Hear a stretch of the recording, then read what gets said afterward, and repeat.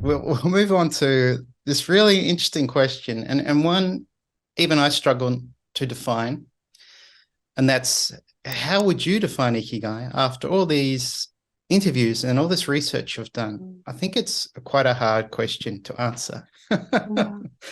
Yeah, I mean, everyone has their own definitions, and I think we might all come down to the same answer potentially, but because it's so difficult to define, and as I told you before, I'm going to use another word, which is also a cultural word.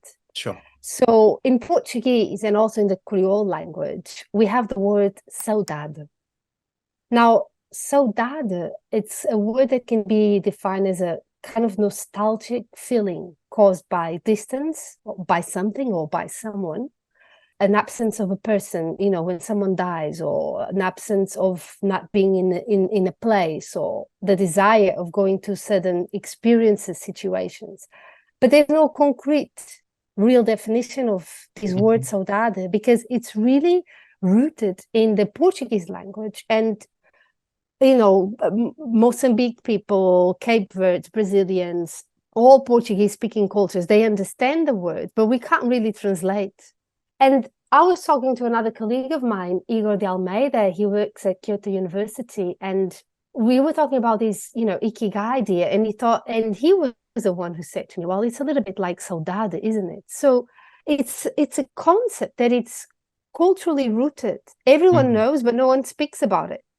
So if you ask me what saudade is, I just gave you the explanation, but there's no concrete, because it's something that I feel it. Yeah. So Ikigai in that sense might be, a way of life, a sense of mission, a sense of life meaning, but it can also just be general well-being, right? Or about the things that you want to do, or that you envision to do, or that you like to do. My idea as a dancer and working on body studies and embodiment is that just as saudade, I feel it in my body, I feel that Ikigai is also a corporeal feeling. So it's a bodily sensation. And I understood that also, not just because I had these, hypotheses, but also doing field work with my participants and finding out about their ideas of Ikigai and how were they expressing Ikigai. There you go. I think you just proved how complex it is, and how in some cases I guess if we're fortunate enough to learn and speak maybe multiple languages, we might come across similar words, and that saudade, is that right? Yeah, saudade. Yeah. That actually sounds very similar to the word natsukashi, that Yeah, idea you told of them, yeah. The logging of something. nostalgia and Yeah, longing. yeah.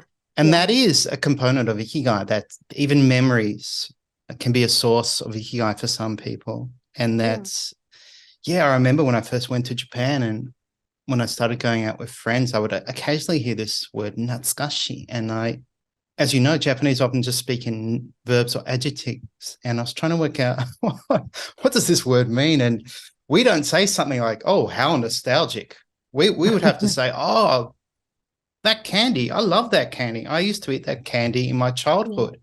But Yeah, you need a Japanese can work it out from context.